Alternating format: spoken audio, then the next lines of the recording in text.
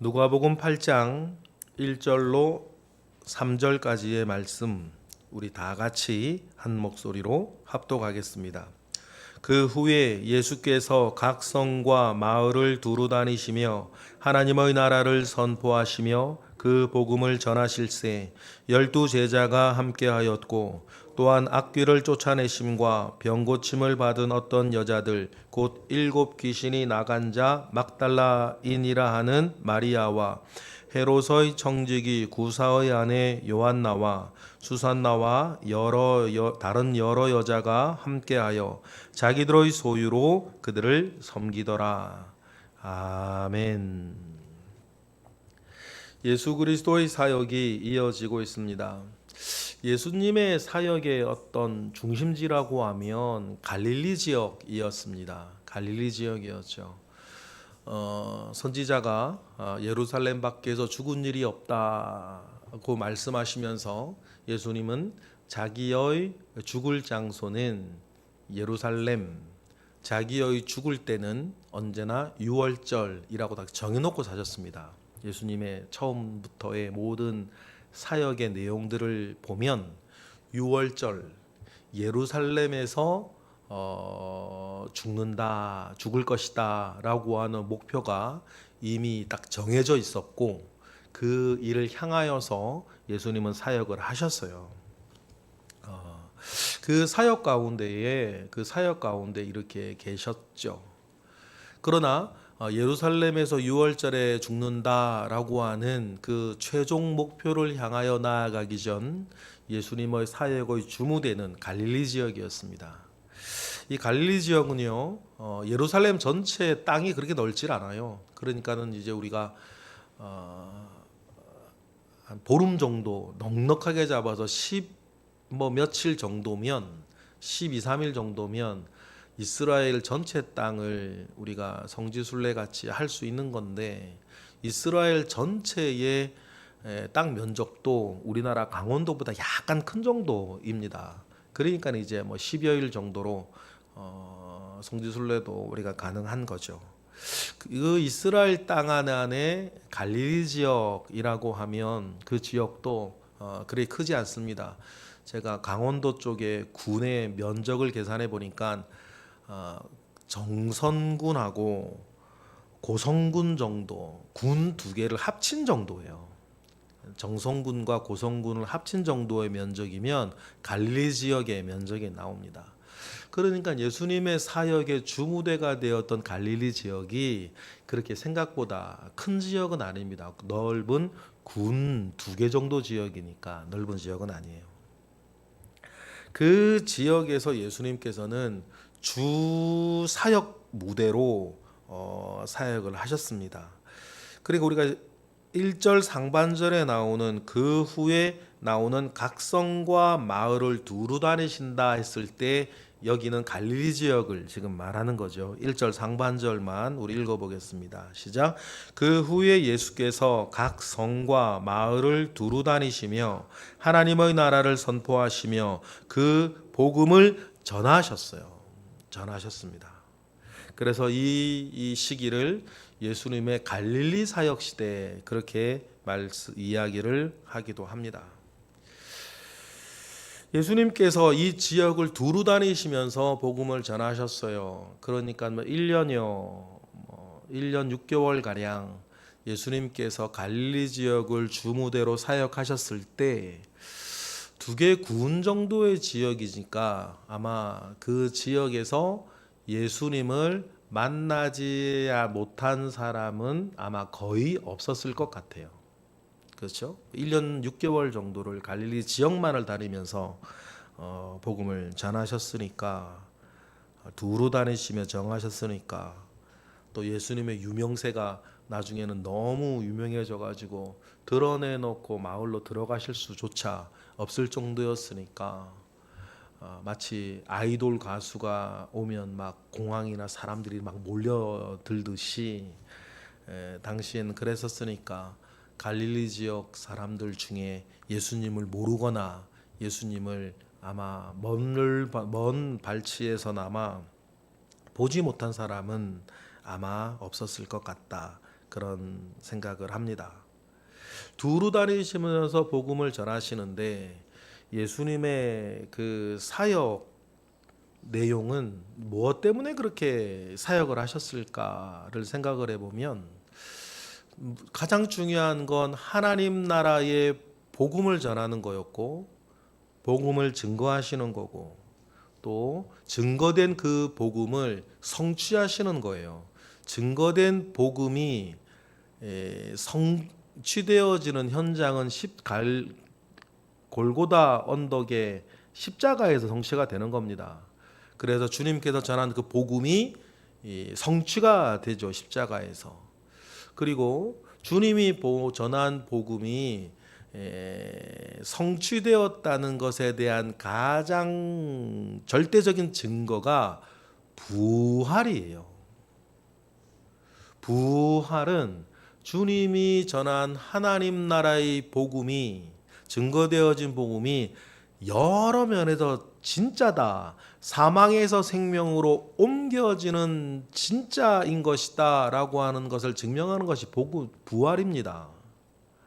그리고 그 부활로 증명되어진 것이 이제 우리에게 온전히 이루어지는 나의 것이라 생각을 하고 그 복음 가운데에 전 세계 모든 민족 종족의 사람들을 전도해 나아가고 소망을 기다리게 되는 그 마지막 시점이 재림인 거예요.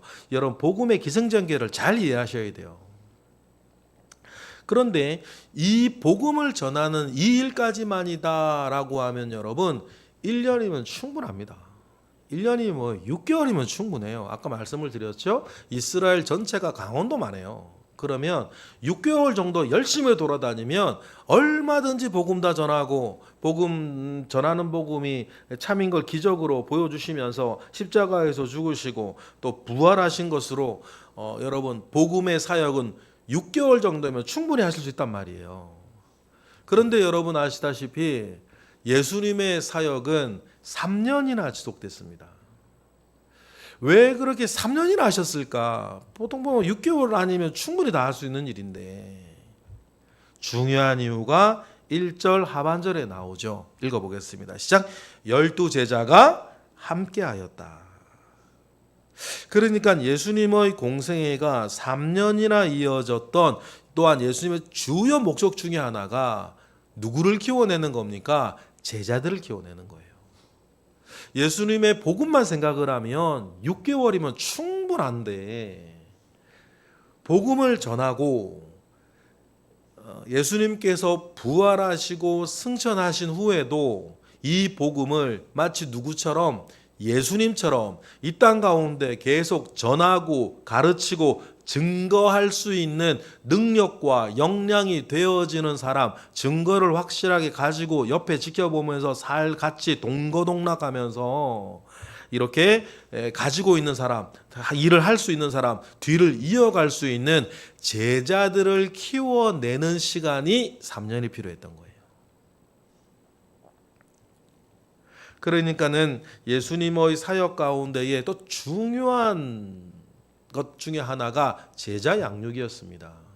그 제자들 가운데에서 예수님께서 어떤 사건이 있은 뒤 어떤 비유적인 어떤 비유의 어떤 설교를 하신 뒤 꼭 어떻게 하셨어요?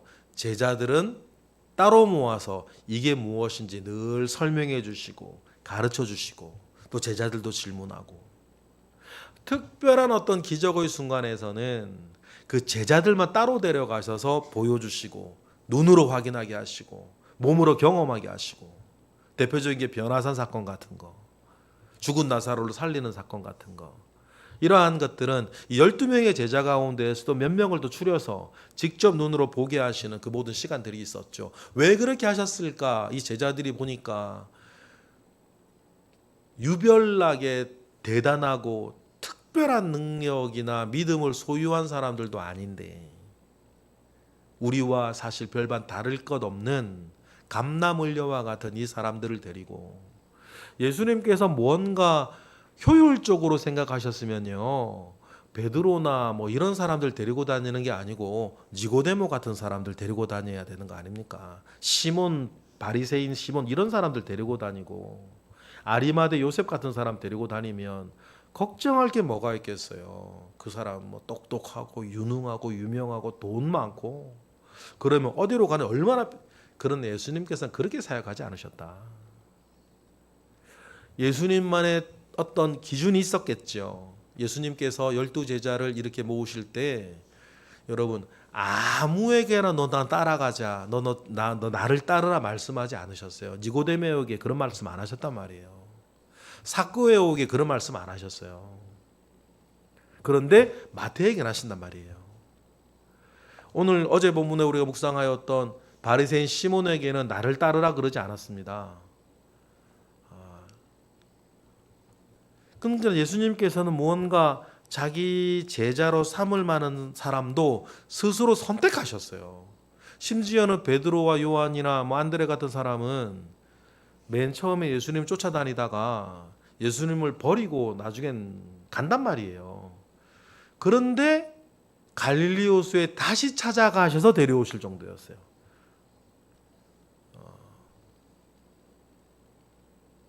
그러니까 예수님께서는 제자를 키워내는 데에 중요한 목적을 가지고 계셨고 그 제자를 누가 제자가 될 것이냐에 대해 선별하는 부분, 선발하는 부분에서도 예수님은 예수님만의 분명한 기준이 있으셨습니다. 그래서 12제자가 함께 하였다고 오늘 본문도 기록하고 있어요. 여러분 그리스도인 그리고 제자 약간 다른 개념이에요. 성도, 제자 다른 개념입니다. 여러분 그리고 주님은 또 승천하실 때에도 모든 족속으로 무엇을 삼아? 제자를 삼으라 그랬어요. 성도 삼으라 그러지 않았습니다. 제자 삼으라 그랬어요. 그러니까 모든 그리스도인, 모든 성도의 목표는 예수님의 제자가 되어지는 것이 목표가 되어져야 해요. 그러면 여러분 비슷하지만 성도와 제자가 뭐가 다를까요? 신자와 제자가 뭐가 다르겠습니까? 제자는 특징이 있죠. 뭐예요? 스승을 닮는 거예요. 그래야 제자죠. 스승을 따르는 거예요. 그게 제자예요. 그래서 스승이 하던 일, 스승이 살던 삶을 쫓아서 살아가는 사람들이 제자예요. 그래서 스승이 하던 일을 대신하는 사람들이 제자 아닙니까? 그러니까 가르치는 거죠. 그런데 주님께서 이 12제자들을 주님의 그 첫 세대 제자들을 파송하실 때 모든 족속으로 제자를 삼으라 그랬다 그러면 삼는 대상이 되어졌던 저와 여러분의 목표는 신자 성도 정도가 아니에요. 그저 믿는 사람, 거룩한 무리 정도가 아니고 여러분 우리의 목표는 예수님의 제자가 되는 게 목표예요. 그러면 다시 한번 제자는 제자의 특징이 있다. 닮는 거고 따르는 거고 쫓는 거예요. 그가 있으면 하실 일을 대신하는 거. 그게 제자 아닙니까? 그러니 여러분 우리가 그저 종교 생활하듯 내 복을 위해서 내 형통을 위해서 내 어떤 뭐 심지어는 나 예수 믿고 천국 가는 것 정도에서 멈추어지면 안 되고 주님이 여기 계시면 주님이 하실 법한 일을 이어 행하여 나아가는 제자가 되시기를 바랍니다. 그게 여러분의 목표가 되셔야 돼요. 그러면 주님이 이 자리에 계셨으면 하실 법한 일들을 행하는 사람이라면 알아야지. 뭐를요? 주님을 알아야지. 주님의 마음을 알고 주님의 뜻을 알고 주님이 하신 그 목표와 의중과 그 내용들을 알아야죠. 알려면 어떻게 해야 돼요? 주님을 배우는 수밖에 없어요. 어떻게 알겠습니까? 배우지도 않았는데 어떻게 알겠어요? 그래서 우리는 지위고와 나이의 장단을 떠나 평생 죽을 때까지 내가 예수님이 아닌 다음에야 평생 죽을 때까지 예수님을 배우고 예수님을 쫓고 예수님이 하실 만한 일들을 계속 이어져가는 제자가 되시기를 바랍니다.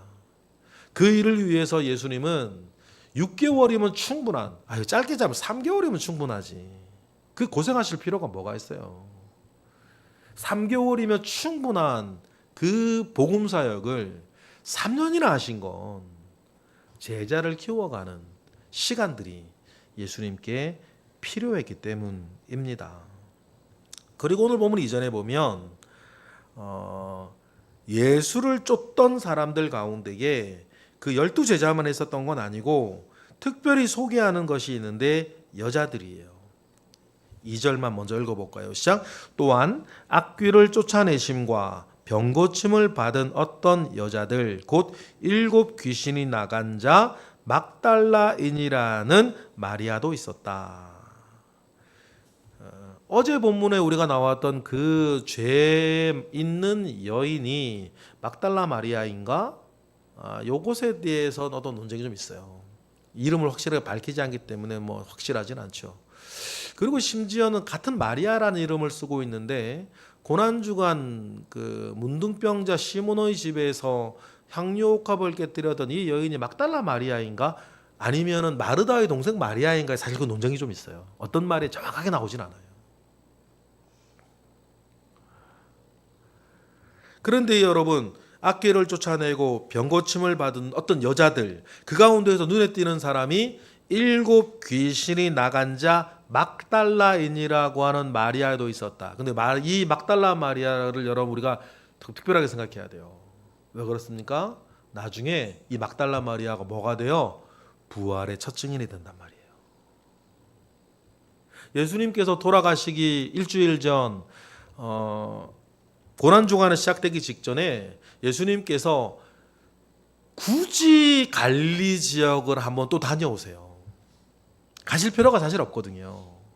고난주간 시작되기 직전에 예수님께서 갈리 지역을 한번 다시 갔다 오시는데 오래 계시지도 않아요. 사실은 들어가지도 못하고 잠깐 들려오시는데 그때 예수님께서 갈리 지역을 고난주간 직전에 들리신 이유가 오늘 본문에 여자들 데리고 오는 시간이었거든요. 어떤 여자들이었는지 3절에 또 나오죠. 3절 읽어보겠습니다. 시작. 헤롯의 청지기 구사의 아내 요한나와 수산나와 다른 여러 여자가 함께하여 자기의 소유로 그들을 섬기더라 라고 되어 있어요. 이 여자들이 늘 함께하고 이 여자들이 숫자가 됐던 것 같습니다. 그 여자들을 여러분 주님이 돌아가시기 일주일 전에 굳이 그 먼 길 갈릴리까지 가셨다가 헤롯 안디바가 자기를 죽일까봐 이렇게 들어가지도 못하시고 데리고 오세요. 여자들을 왜 데리고 오셨을까? 그 여자들을 부활의 증인으로 세우고 싶으셨던 주님의 마음이 있었던 겁니다. 부활의 증인으로도 이 여자들을 세우고 싶으셨던 주님의 마음이 있으셨고 좀 전에 말씀드렸던 것처럼 그 가운데 막달라 마리아가 부활의 첫 증인이 돼요. 그런데 여기에서 예나 지금이냐 예수님의 공동체가 돌아가는 원리가 하나 있습니다. 뭡니까? 자기의 소유로 그들을 섬기는 거예요. 예수님께서 사역을 하실 때에 이 모든 여자들, 남자들도 있었겠죠. 이 사람들이 예수님께서 사역을 하실 수 있도록 먹고 주무시고 다니실 수 있도록 이 사람들 그렇게 하실 수 있도록 이 사람들이 뭘로 자기들의 소유로 그들을 섬겼던 거예요. 그리고 지금 교회를 보세요. 지금 교회가 교회의 일을 할 수 있도록 돌아가는 것들도 여러분의 소유로 섬기기 때문이에요. 그러니까 예수님의 공동체는 언제든지 돈 버는 일을 하지 않았어요. 돈 버는 일을 하지 않죠. 대신에 어떻게 합니까? 예수의 사람들이 자기의 소유로 섬기는 것으로 예수 공동체는 돌아가게 돼 있어요. 이 원리를 정확하게 이해하셔야 돼요. 그러니 바울이 말한 바 영적인 것을 주고 육적인 것을 받는 건 뭐한 것이다? 당연한 것이다. 그리고 2000년 동안 예수 공동체, 교회는 그렇게 돌아가고 있었다는 거예요. 여기에서 여러분, 여러분들에겐 드리지 않아도 되는 말씀인데 육적인 인간들이 있죠. 육적인 그리스도인, 육적인 인간이 있고 육적인 그리스도인들이 있어요. 이 사람들의 특징 중에 여러 특징들이 있는데 그 중에 하나가 뭐냐면 마치 자기가 교회에 헌금을 하고 돈을 내고 하는 것으로 인해서 교회를 주장하려 드는 사람들이에요. 그래서 심지어는 사역자들이나 목회자들한테 저도 간접적으로 들은 얘기, 우리가 내는 헌금으로 먹고 살면서 그런 얘기 하는 거예요. 육적인 그리스도의 전형이에요. 그에게 중요한 건 돈이니까.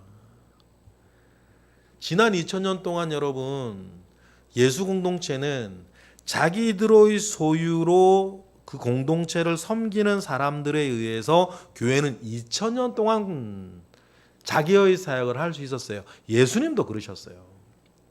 그런데 육적인 그리스도인으로 구원을 받을까에 대해서 저는 퀘스천 마크가 좀 있는데, 이선 사람들은 모든 걸 육으로 판단하는 거예요. 마치 회사처럼.